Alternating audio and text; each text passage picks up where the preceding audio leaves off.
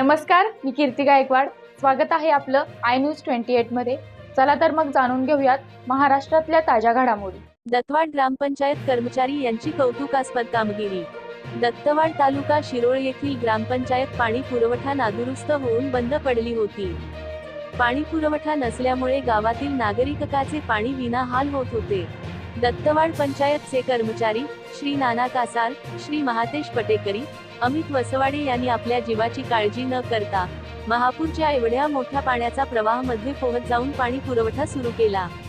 अर्धा किलोमीटर पाण्याच्या प्रवाहामधून पोहत जाऊन दुरुस्त केले. सदलगा कर्नाटक हद्दीतून यांचा प्रवास सुरू झाला.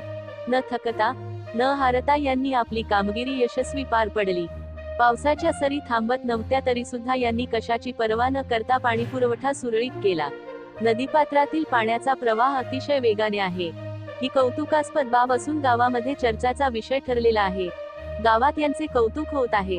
सर्व गावकऱ्यांनी यांचे आभार मानले. टाकळीवाडी प्रतिनिधी नामदेव निर्मळेची रिपोर्ट.